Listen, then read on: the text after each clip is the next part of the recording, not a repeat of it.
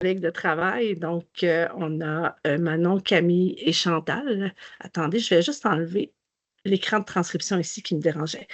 Donc, et bienvenue aux personnes qui se joignent à nous pour assister à ce webinaire sur le portrait de la situation dans Acton par rapport à différents indicateurs associés à la persévérance scolaire et à la réussite éducative. Je vous mets un peu en contexte. Il y a plusieurs mois, on a fait un portrait de la Montérégie pour essayer de comprendre visuellement, je dirais, comment se porte notre territoire, le territoire des 13 MRC de la Montérégie. Et pour ce faire, on a observé 15 indicateurs. Je vais simplement mettre ici en mode plein écran pour pouvoir m'amuser avec vous. Donc, on a fait 15 indicateurs. Ce sont des indicateurs sociodémographiques, des indicateurs territoriaux. Ce sont des indicateurs qui ont un impact sur la persévérance scolaire. Je ne les nomme pas pour le moment. On va passer à travers tout ça pendant le webinaire. Ce que vous devez savoir, c'est qu'au départ, le portrait, on a regardé parmi nos 13 MRC, lesquels présentaient des caractéristiques qui mettaient la persévérance scolaire un peu plus à risque, ou encore celles pour qui ces indicateurs-là avaient un impact, je dirais, un peu moins défavorable. Hein? Donc, on va s'entendre ici que à l'IRCM, on est tout à fait conscient que dans toutes les MRC de la Montérégie, il y a des problématiques et il y a des défis. Cependant, il y a certaines MRC pour qui les couches de défis, je dirais, il y a plus de couches de défis, je dirais. Ils s'accumulent un petit peu plus. Alors, ce que ça a donné, lorsqu'on a fait cet exercice-là, je vous envoie complètement à la fin du portrait. Je vais vous l'envoyer par la suite par courriel pour les personnes qui désirent consulter le portrait de la Montérégie. Donc, ce que ça a donné, c'est un portrait où on voit dans les teintes de rose, ce sont les MRC pour lesquels il y a un petit peu plus de couches de vulnérabilité. Et dans les MRC vertes, ce sont celles pour lesquelles il y en a un peu moins. Encore là, ici, le vert et le rouge, ça ne veut pas dire que le vert, ça va bien, puis que le rouge, ça va vraiment mal. C'est simplement une façon d'illustrer l'épaisseur des couches. Dans Acton, ici, les couches sont un petit peu plus épaisses. Donc, on va regarder ça ensemble. Et ce qui est très important, là, c'est que quand on considère que c'est plus favorable pour une MRC, ça veut dire que la donnée se situait dans les 20 MRC qui avaient les données les plus favorables. Et quand on mettait le rouge, c'était pour les MRC qui présentaient les 20 qui présentaient, je disais, les résultats les plus risqués, les plus à risque. Et toutes les MRC qui se situaient dans le milieu, on n'a pas donné de couleur. Alors, quand on rajoute une couche, c'est vraiment parce que la MRC se situe dans les extrémités. Est-ce que tout le monde comprend cet aspect-là? Je m'en rappelle. Parfait. J'en profite pour vous dire que si vous avez des questions, si vous avez des précisions à me donner durant la rencontre, vous ne vous gênez pas. Vous levez votre main virtuelle. Moi, je vous ai juste en face de moi. Vous pouvez même lever votre main réelle. Je vais vous voir. Alors, vous en faites pas. Je suis ici pour apprendre aussi, donc ne vous en faites pas et posez vos questions au fur et à mesure. Je tombe dans le portrait d'Acton.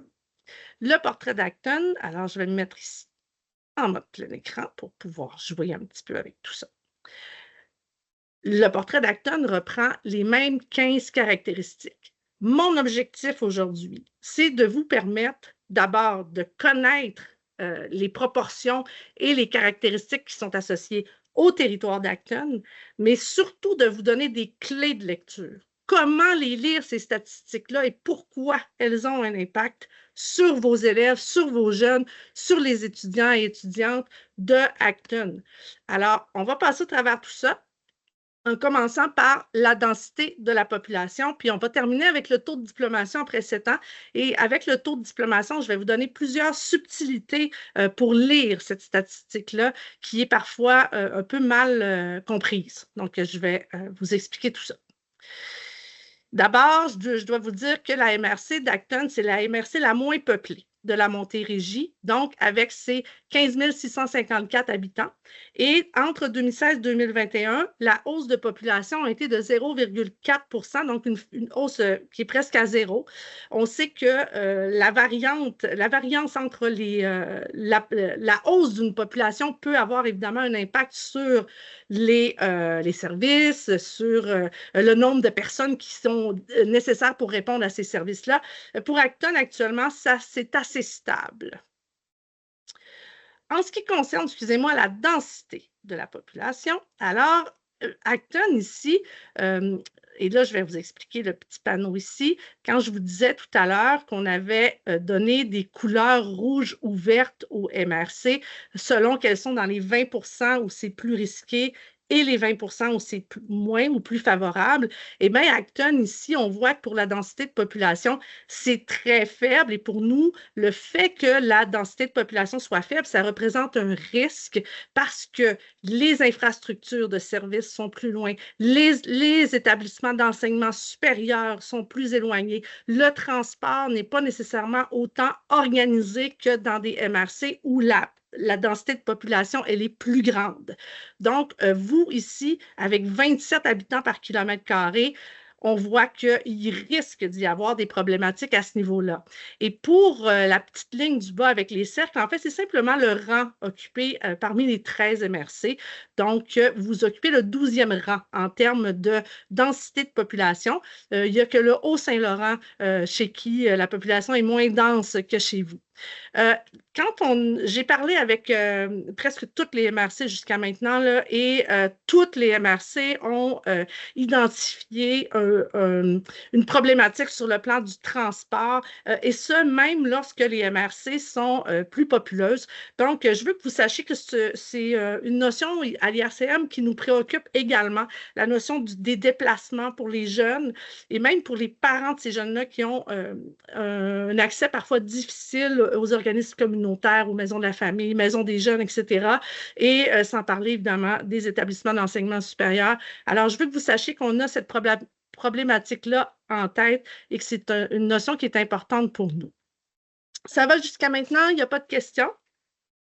Je m'excuse, j'en profite pour, voilà, les allergies, je crois, printanières qui débutent. En termes de mobilité de population, ça ici, c'est très, très intéressant parce que le chiffre qu'on a habituellement, c'est le taux de mobilité totale. Alors, la mobilité, c'est le nombre de personnes qui ont indiqué avoir changé d'adresse entre deux recensements. Donc, en 2021, dans Acton, il y a 33,5 % des gens qui ont dit « Moi, j'ai changé d'adresse dans les dernières années ». Alors, c'était qui? Quel genre de personnes ce sont ces 33,5 % de personnes-là? Dans Acton, on a 10 % des personnes qui ont déménagé, qu'on appelle des non-migrants. Ce sont donc des personnes qui habitaient déjà dans la même subdivision de recensement, c'est-à-dire qui habitaient déjà probablement le même village, le même canton, le même comté, peu importe comment vous l'appelez. Donc, les non-migrants, c'était 10 %. On peut penser que ces 10 % connaissent déjà relativement bien la façon de faire Acton. Les organismes communautaires, les moyens de transport, les écoles, etc. Donc, on peut penser que ces 10 % ça va. Ce qui est très intéressant, c'est ici les migrants internes qui sont parfois oubliés dans les communications, dans les rapports avec les gens. Les migrants internes, c'est des gens qui proviennent du Québec, mais qui n'habitaient pas la même subdivision de recensement, c'est-à-dire qu'ils viennent peut-être même d'ailleurs, donc peut-être d'une autre MRC, peut-être d'une autre région, complètement au Québec. Et ça, il y a 23 % de votre population qui ont emménagé chez vous dans les 5 dernières dans les années entre les recensements. C'est beaucoup de gens qui, peut-être, ne connaissent pas vos services, vos écoles, les organismes communautaires, etc.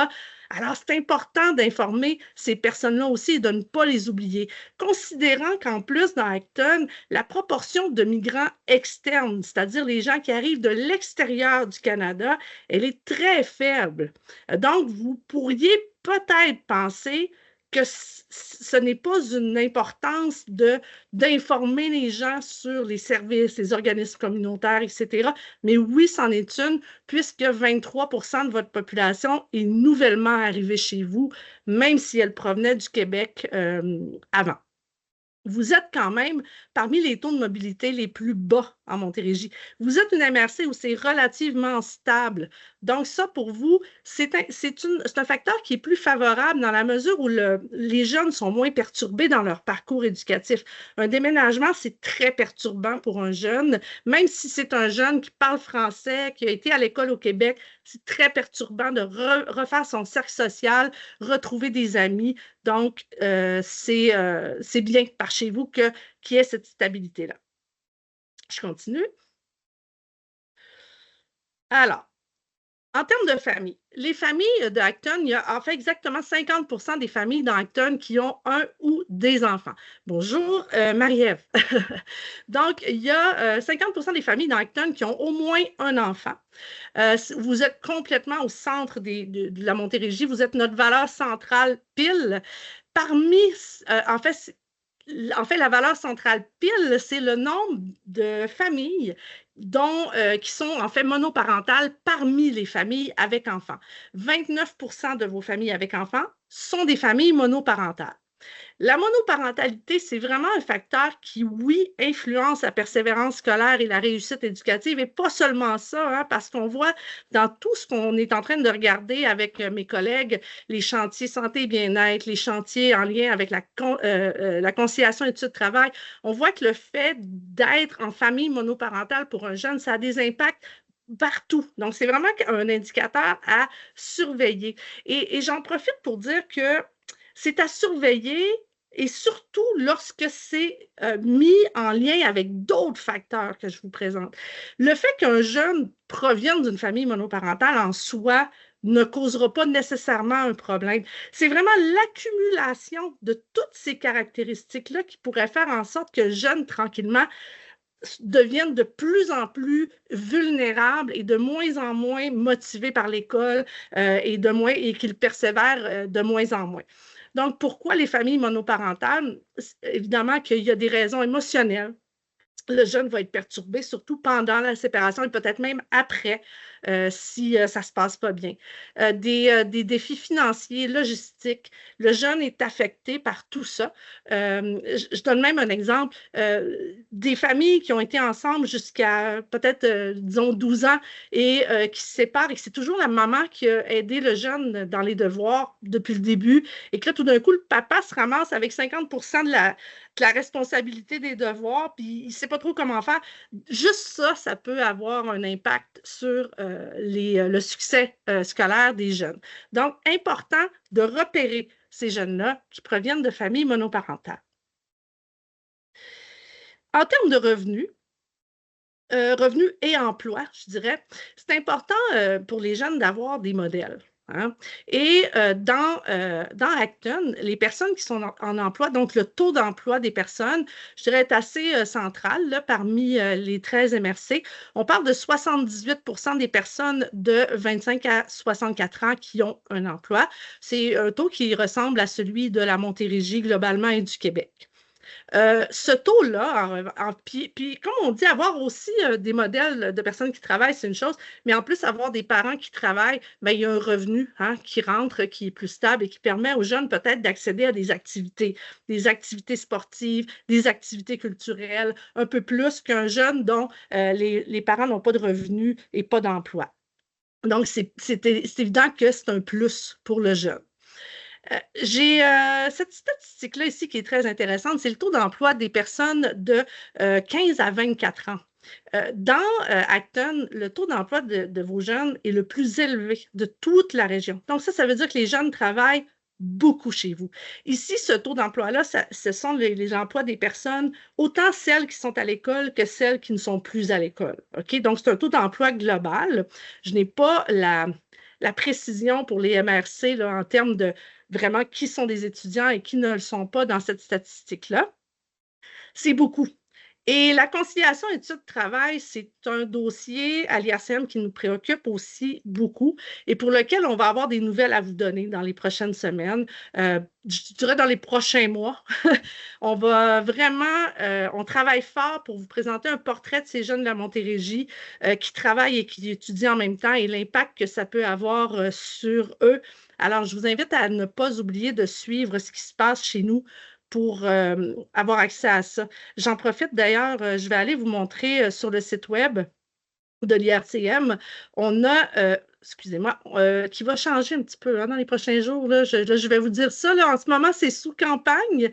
Mercredi statistique, on a l'ensemble des webinaires qu'on a donnés depuis le début, donc vous pouvez voir en reprise, de même que les portraits. Alors, vous allez avoir ici, sous campagne, mercredi statistique, vous allez avoir votre portrait. Mais ce que je veux vous dire, en fait, c'est de vous abonner à l'infolettre en dessous ici pour avoir les dernières nouvelles de l'IRCM. Ce bouton-là est disponible sur chaque page du site web. Fin de la parenthèse. OK, je continue. Pour ce qui est du taux de faible revenu, 7,6 %, c'est quand même un taux qui est similaire à celui du Québec. Il est quand même, là, je veux juste demander, c'est pas un des plus hauts. En fait, c'est ça. C'est un des plus bas. Je m'excuse, je regardais, je cherchais la donnée. C'est un des plus bas en Montérégie. En fait, c'est un des plus forts taux de faible revenu. Alors, même si les gens travaillent chez vous, le revenu est quand même assez faible. Puis le taux de faible revenu, c'est vraiment calculé pas seulement sur le salaire d'une personne, c'est vraiment un taux qui est calculé avec le nombre d'enfants. Il est calculé aussi, il est relatif, hein? C'est un taux relatif à ceux qui habitent aussi cette région-là. Hein? On ne compare pas les gens de Montréal avec les gens d'Acton, on compare la zone Acton avec la zone Acton. Et donc, dans Acton, vous avez quand même un taux de faible revenu qui est assez fort et un revenu disponible par habitant qui est assez faible. Donc, ça aussi, ça peut avoir un impact sur l'accès à différentes ressources éducatives, des opportunités parascolaires, etc. Pas de questions jusqu'à maintenant? Tout va bien? Excellent. Pour le niveau de scolarité, c'est le niveau de scolarité des personnes, en fait, pas des adultes, oui, des adultes, de 25 à 64 ans dans votre MRC. C'est le plus haut niveau atteint par les personnes, les adultes de Acton. C'est vraiment, chez vous, il y a vraiment un très fort pourcentage de personnes qui n'ont obtenu aucun certificat, diplôme ou grade. Donc, c'est le cinquième, en fait, de votre population qui n'a pas de diplôme. Je n'ai pas encore ici la distinction entre les âges. Et on peut s'imaginer que ce sont probablement des personnes qui sont un peu plus âgées qui n'ont pas de diplôme et que la tendance sera à la baisse dans les prochaines années. Ce sera donc à surveiller. Mais ça veut dire qu'il y a probablement le cinquième, où on peut s'imaginer qu'un cinquième des enfants ne reçoivent pas, je dirais, d'informations positives nécessairement sur l'école. Le fait d'avoir un diplôme plus élevé, c'est démontré, ça va faire en sorte que les jeunes vont recevoir une vision positive de l'école. Ils vont être positivement influencés à continuer l'école par rapport à des personnes qui n'ont pas de diplôme ou de grade. Ils ne donneront pas cet effet-là, ils ne donneront pas le modèle de poursuite éducative, donc aux jeunes. On pourrait même tomber dans un cycle de pauvreté éducative là, en termes des familles qui continuent à ne pas avoir de diplôme. Alors, c'est à surveiller chez vous, ça ici, cet impact du fait que les parents n'ont pas de diplôme, les parents et les grands-parents. Dans Acton, on voit ici la forte proportion de jeunes qui ont un diplôme de formation professionnelle. En fait, pour le secondaire, c'est 52, en fait, ce n'est pas les jeunes, je m'excuse, c'est votre population. C'est 52 % de votre population qui a un diplôme d'études secondaires et là-dessus, près de 30 % pour lesquels c'est un diplôme d'études professionnels. Alors, ce sont quand même des gens qui ont un diplôme qualifiant, qui peuvent aller sur le marché du travail avec leur diplôme. En termes de cégep, ça se compare là, généralement à ce qu'on voit un peu partout en Montérégie. Ce sont évidemment les diplômes universitaires qui ont vraiment là, la proportion la plus basse dans Acton et c'est probablement, je crois, la proportion la plus basse de la Montérégie. Je vais simplement vérifier ici. Je ne suis pas certaine, mais de toute façon, on voit que c'est bas. Et je pense, OK? Puis vous me corrigerez, vous m'enverrez un petit mot si jamais vous n'avez pas envie de me répondre ici maintenant, que l'accès aux établissements d'enseignement supérieur ici peut être une limitation pour les personnes qui sont dans Acton, donc se rendre aux établissements, au cégep et aux universités surtout. Et le fait de peut-être ne pas avoir un modèle de personnes qui les encouragent à poursuivre ces études supérieures. Alors, c'est vraiment important de considérer tout ça lorsqu'on intervient auprès des jeunes. Pas de questions, pas de commentaires? C'est là. Je tombe dans la diversité ethnoculturelle. Au départ, je voulais parler du taux de personnes issues de l'immigration tout court. Hein, je me disais, en fait, ce qu'on a hein, comme vision, et surtout moi, là, quand je suis arrivée il y a un petit peu plus d'1 an à l'IRCM, ce qu'on voyait, en fait, c'est que le taux de diplomation est nettement plus élevé chez les jeunes qui sont issus de l'immigration. Vraiment, il y avait une forte disparité. Et lorsque je me suis mis à fouiller un peu plus, et lorsqu'on regarde les dernières années, on se rend compte que ce n'est plus vrai. Les étudiants et les élèves, je m'excuse, du secondaire, qui sont issus de l'immigration de première génération, n'ont plus un taux de diplomation plus élevé que les élèves qui ne sont pas issus de l'immigration. En fait, c'est égal. Mais ce qui est caché derrière ça, et c'est ce qu'on va voir quand on va parler un peu du taux de diplomation à la fin de notre rencontre. Ce qui est caché derrière ça, c'est que les élèves du secondaire qui sont arrivés en cours d'année ne sont pas inclus dans le taux de diplomation en cours de secondaire. Donc, ils n'ont pas commencé leur secondaire 1 en même temps que les autres, ne sont pas inclus dans les taux de diplomation. Alors, en fouillant un peu plus, je me suis rendu compte que la clientèle élève de première génération, donc issue de l'immigration de première génération, ont besoin d'un soutien particulier et dès qu'ils arrivent, encore plus que ce dont ils avaient besoin auparavant. Si on parle je m'excuse, si on parle des élèves de deuxième génération, donc ces élèves-là sont nés au Québec, et ils poursuivent leurs études. Ces élèves-là sont des élèves qui vont diplômer en proportion beaucoup plus que les élèves qui ne sont pas issus de l'immigration. Donc, à partir de la deuxième génération, là, on a un gros pourcentage de différence. Donc, ils tirent les autres vers le haut, là, des deuxièmes générations.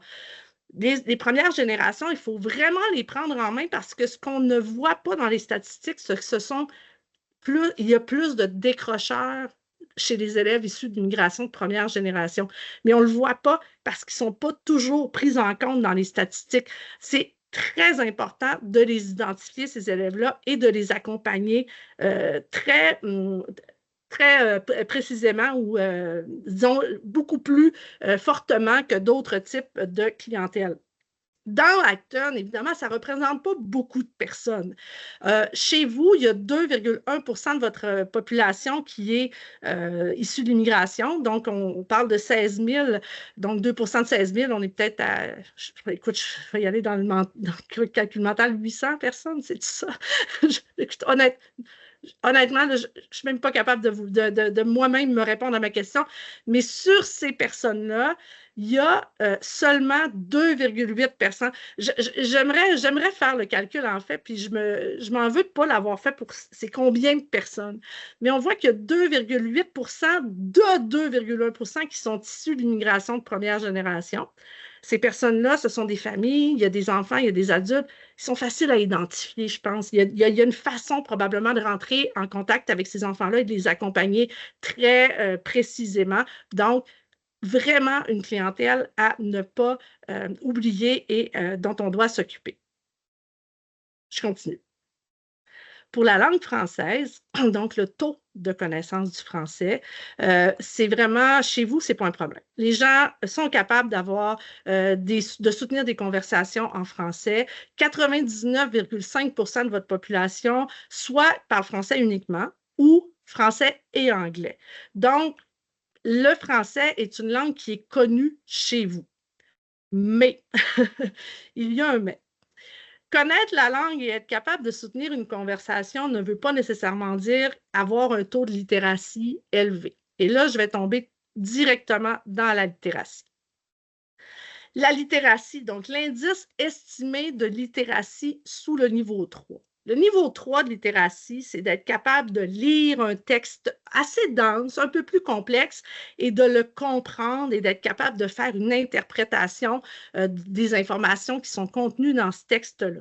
C'est ce qu'on appelle en fait, ceux qui ne sont pas au niveau 3, donc qui sont sous le niveau 3, on les appelle les analphabètes fonctionnels. Hein? Souvent dans les médias, c'est ce qu'on va entendre.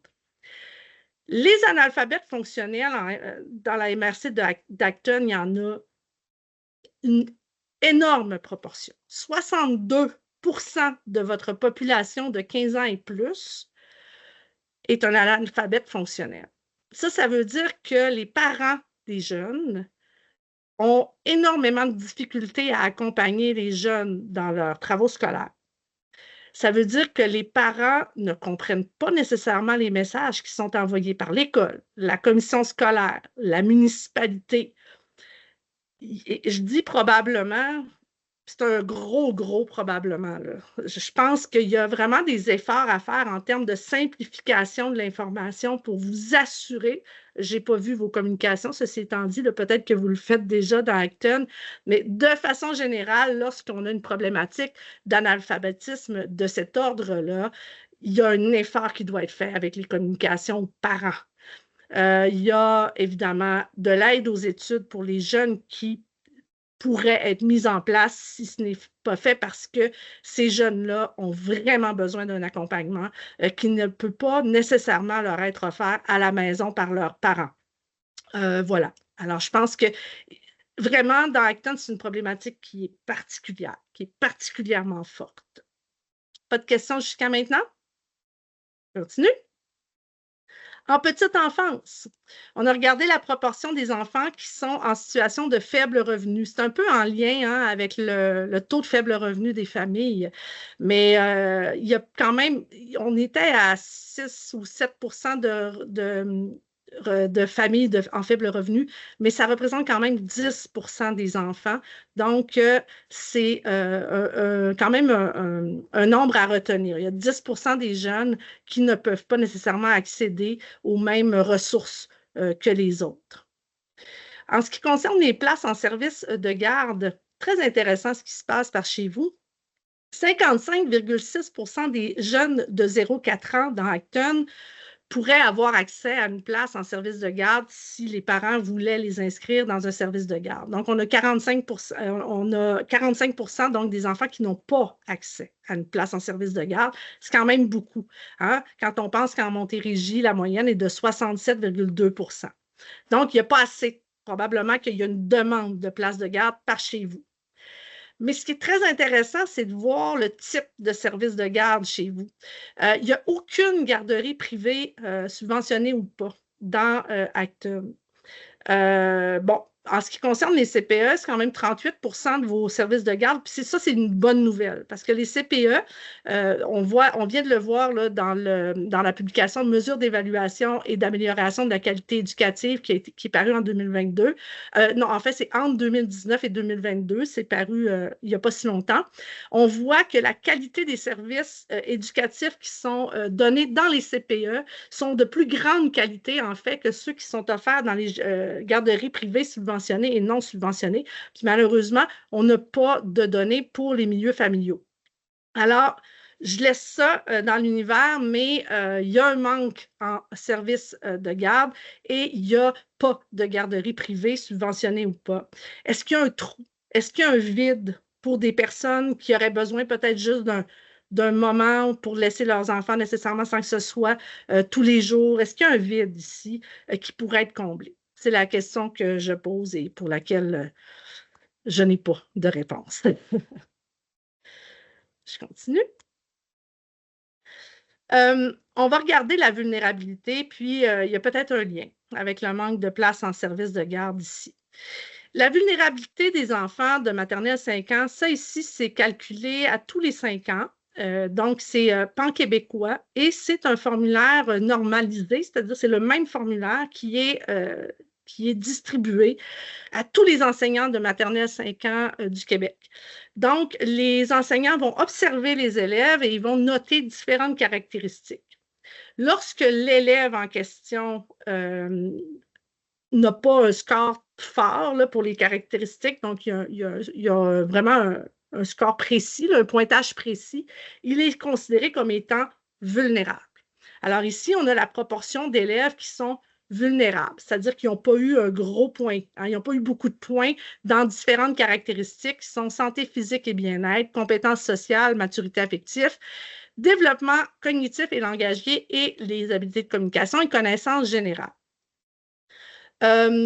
La mesure qui est souvent, je dirais, publiée ou transmise, c'est ce qu'on appelle la vulnérabilité dans au moins un domaine de développement. Donc, c'est le pourcentage d'enfants qui sont vulnérables dans au moins un de ces domaines-là.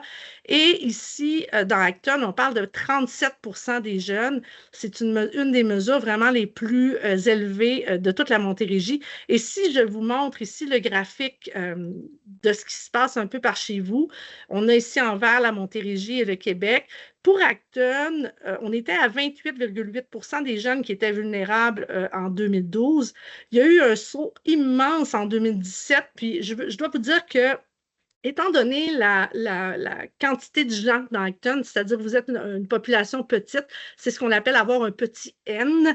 Votre N est très petit, alors il y a probablement des marges d'erreur ici qui pourraient faire en sorte que ce n'est pas réellement 38,7. Peut-être que la courbe est un peu moins drastique en réalité, mais on voit quand même que c'est à la hausse. On est à 36,9 en 2022.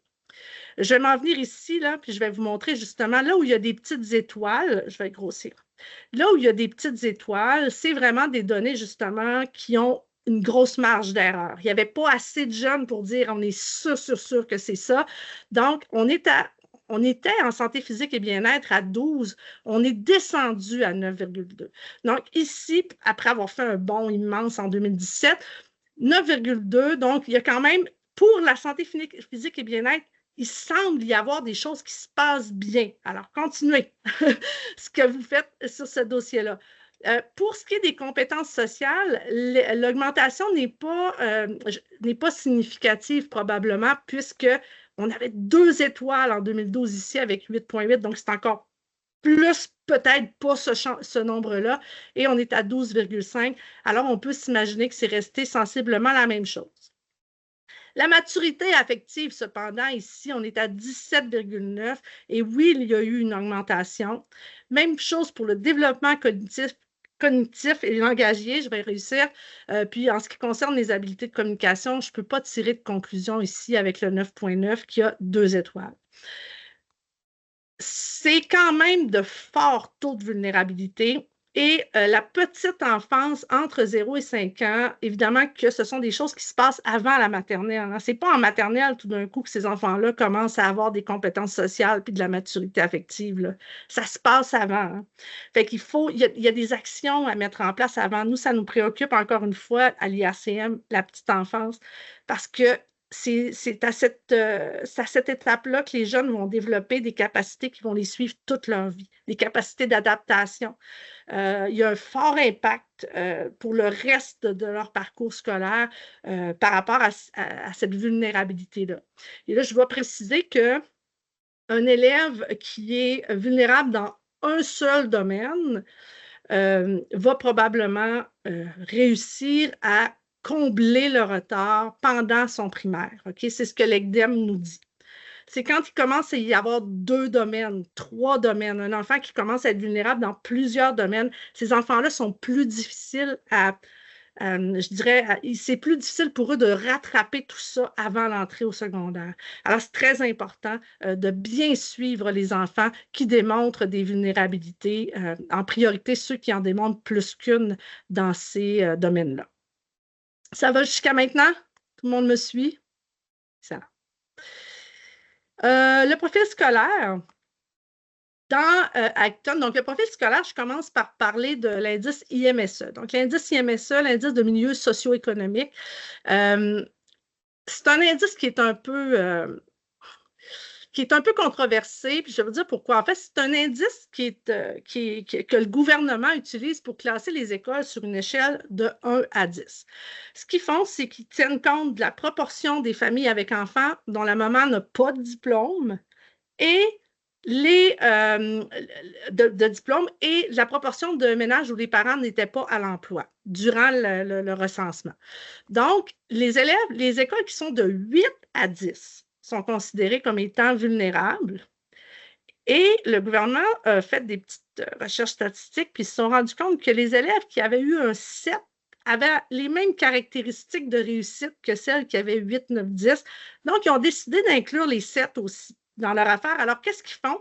C'est que les écoles 7, 8, 9 et 10 reçoivent des services et des ressources supplémentaires par rapport aux écoles qui sont classées de 1 à 6. Donc, dans Acton, votre IMSE moyen est de 8,38. Au secondaire, je pense que vous avez une seule école secondaire, donc elle est classée 10, votre école secondaire, et les écoles primaires sont classées en moyenne 8,14. Ce que ça veut dire, c'est que 71,4 % de vos écoles primaires reçoivent ces services ou ces subventions supplémentaires et ça représente 83 % de vos élèves. 100 % de vos écoles secondaires ils sont dans ces services-là. Je dis que c'est un indice qui est controversé parce que dans certains milieux où la majorité des gens ont un revenu ou des diplômes ou travaillent, il y a parfois des quartiers où il y a des poches de pauvreté qui sont comme enterrées à travers les gens qui ont un bon revenu et qui ont un bon niveau de vie. Et on oublie parfois ces petites poches de pauvreté-là à cause de cet indice qui prend la moyenne de tout le monde qui va à l'école. Donc, c'est pour ça que c'est un indice qui est controversé. Dans votre cas, ben, vos écoles ont les subventions et les services offerts par le gouvernement. OK. En termes d'élèves qui sont en situation de handicap ou en difficulté d'apprentissage, on parle de 30,1 % des jeunes de la MRC d'Acton. C'est le même taux que la MRC des Mascoutins. Et c'est les taux les plus hauts. Donc, vous êtes parmi les plus hauts taux là, en Montérégie. Les élèves qui sont en HDAA, historiquement, reçoivent moins. Ils affectent le taux de diplomation après 7 ans en diplômant moins. Mais ça, je vais vous en reparler aussi de ça parce que là, j'ai des questionnements, puis il y a des recherches que je dois faire. Mais ce que je veux que vous reteniez, c'est un élève sur 3 presque un élève sur 3 dans Acton a un diagnostic, OK, qui est associé à un HDAA. Puis on peut même penser que c'est beaucoup plus que ça. Parce que si on regarde le taux de faible revenu, si on regarde l'éloignement des services, on pourrait penser qu'il y a beaucoup de jeunes qui n'ont pas de diagnostic parce que les parents n'ont pas les moyens d'aller au privé, n'ont pas les moyens de transport pour aller faire des évaluations, etc. Donc, on peut penser que ce 30,1-là, il est très conservateur par rapport à ce qui est réel dans vos écoles. Alors, c'est un gros nombre. C'est une préoccupation je crois, qui devrait être parmi les priorités là, dans vos milieux. Je vais parler enfin de ce fameux taux de diplomation après 7 ans. Je vais commencer par les élèves HDA, justement parce que c'est quelque chose que j'ai compris dans mes discussions avec pendant les webinaires, en fait. Il y a une personne dans un webinaire qui m'a demandé pourquoi le gouvernement donne le taux de diplomation après 7 ans. Pourquoi pas après 8 ans? Fait que là, je me suis dit, mais pourquoi? Qu'est-ce que ça changerait? Et là, la personne m'a expliqué que les élèves HDA, eux, ont jusqu'à 21 ans pour terminer leur parcours secondaire et que souvent, ces jeunes-là vont diplômer après 8 ans et non pas après 7 ans. Et probablement que le taux de diplomation serait autre si on incluait cette diplomation-là après 8 ans.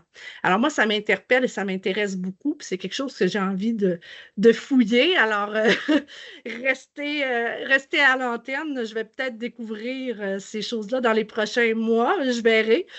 Mais en fait, c'est que dans Acton, étant donné que vous avez un gros taux d'élèves HDAA, ben, le taux de diplomation est plus bas aussi. Vous êtes cependant pas parmi les plus bas. Puis ça, là, c'est vraiment très intéressant parce que dans Acton, il y a beaucoup de couches de jeunes qui ont des vulnérabilités liées à des facteurs qui sont souvent extrinsèques à eux, c'est-à-dire qu'ils n'ont pas vous n'avez pas nécessairement le pouvoir sur votre densité de population, vous n'avez pas le pouvoir sur le revenu des parents.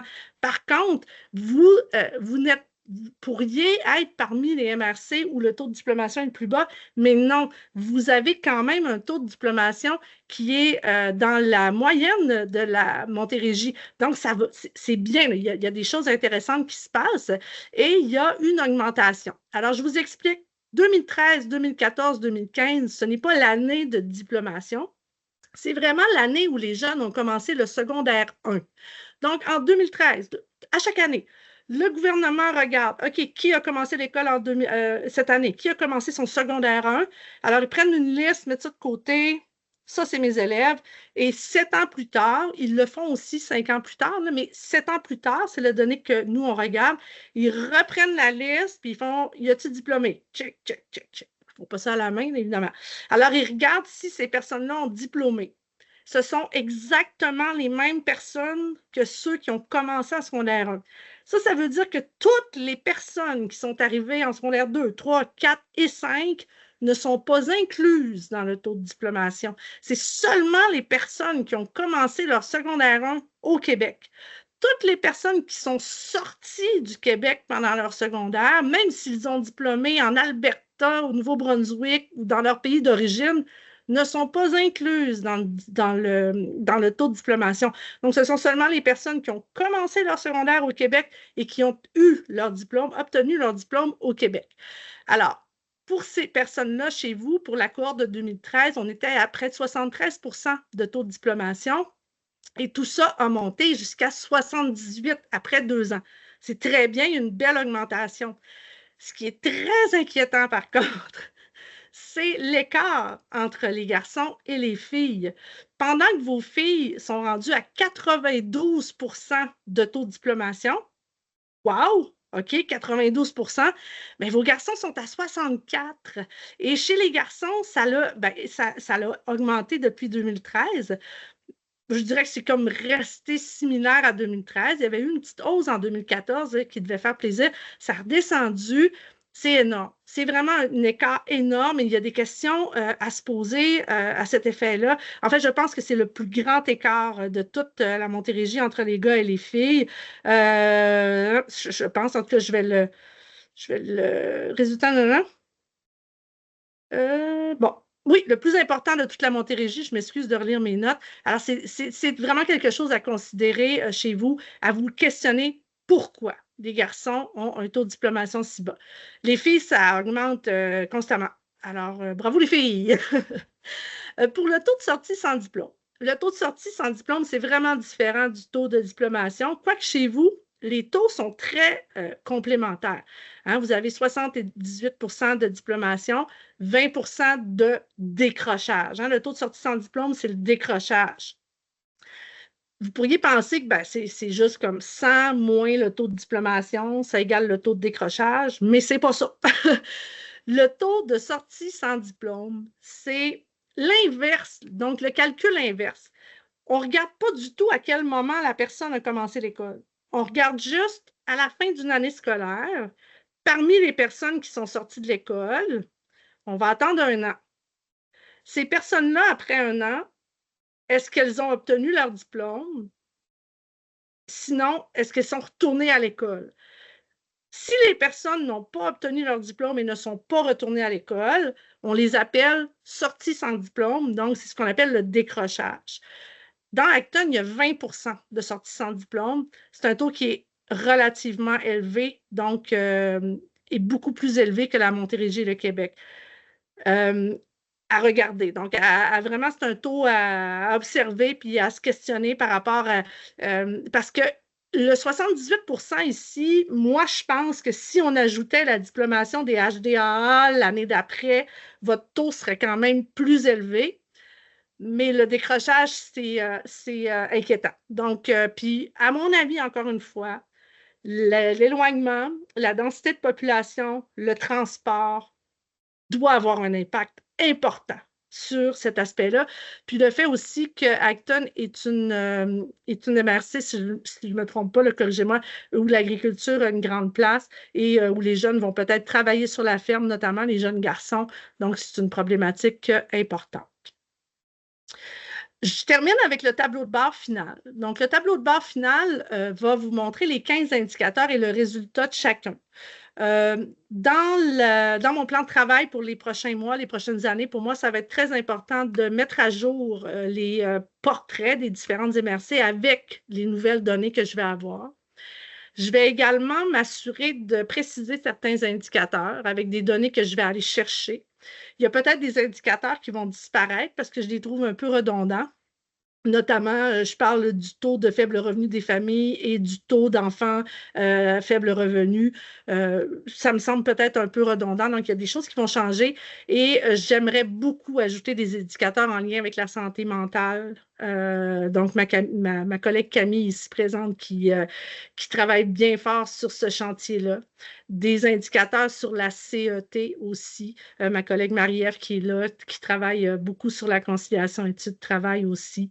Donc, on a des gros projets, puis il y a des statistiques que j'aimerais intégrer pour avoir encore un portrait un peu plus clair, un peu plus précis de ce qui se passe par chez vous. Puis aussi un désir pour moi de rendre ces statistiques-là disponibles de façon encore plus, je dirais, dynamique par l'entremise de notre site Web. Donc, suivez-nous. Et on va continuer de vous informer, puis on va continuer de vous aider à mieux lire les statistiques, à mieux les comprendre, dans le but de vous concerter avec les différentes organisations sur votre territoire pour mettre en place des actions pour soutenir vos jeunes les plus vulnérables. Il y aurait des questions. On termine un peu plus tôt parce qu'il n'y a pas eu beaucoup de questions aujourd'hui. Alors, si vous avez des questions, des commentaires, Chantal? D'abord, je voudrais remercier les gens qui sont présents et te remercier, Chantal, parce que vraiment, de regarder, j'avais mis plus d'emphase sur la Montérégie dans son ensemble, mais regarder une MRC en particulier et chacune des MRC en particulier, ça démontre les points qui se ressemblent et les points qui sont vraiment plus... qui s'adressent plus à, par exemple, ici, cette MRC-là.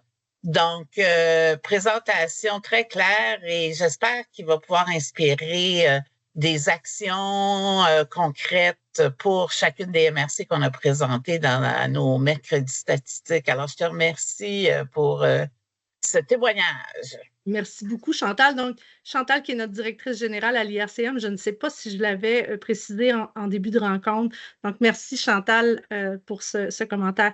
Camille?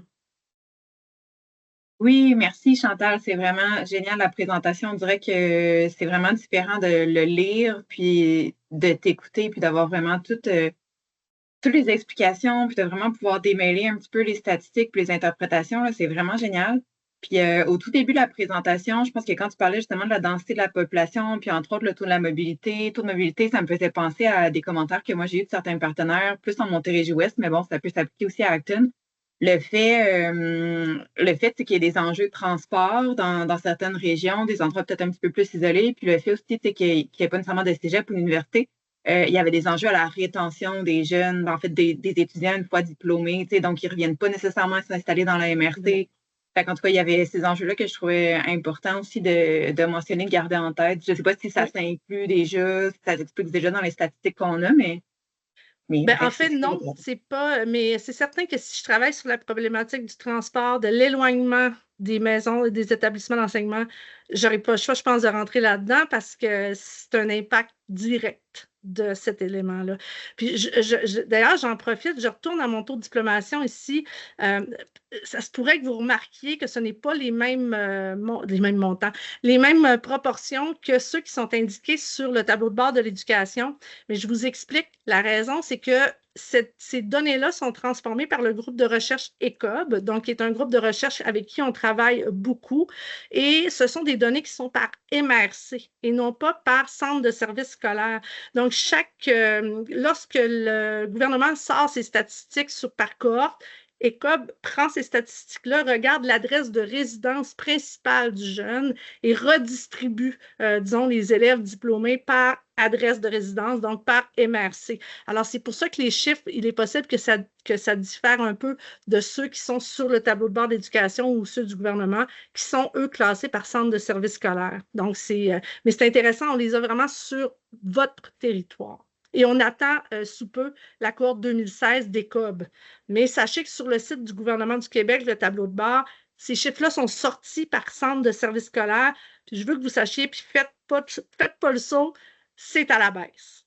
Dans pas mal partout, OK? Autant pour 2016 et même pour il y a des chiffres qui ne sont pas des chiffres, voyons, préliminaires pour la cohorte de 2017 et c'est à la baisse. Donc, on peut imaginer que c'est en raison de la pandémie, mais il y a vraiment des baisses. Mais regardez, on continue le bon travail, puis on va remonter tout ça. D'autres commentaires, d'autres questions? Bien, je voudrais vous remercier pour votre présence. Daphné, Carmela, merci beaucoup. Je vais vous envoyer un petit... oui, Chantal, avant de finir, oui. Chantal, on ne t'entend pas, je m'excuse. Je m'excuse, je ne voulais pas lever la main, je voulais mettre un pouce ou c'est bon. Une réaction positive. Alors, merci encore. Merci, Daphné. Puis, Carmela, je vais vous envoyer un petit courriel avec un lien pour évaluer le webinaire. Est-ce que je perds mes mots? Puis aussi avec les documents. Donc, le portrait d'Acton et le portrait de la Montérégie. Voilà. Et merci. Et n'hésitez pas à partager tout ça autour de vous dans vos réseaux parce que ça concerne tous les acteurs des jeunes d'Acton et de la Montérégie, autour des jeunes. Merci tout le monde!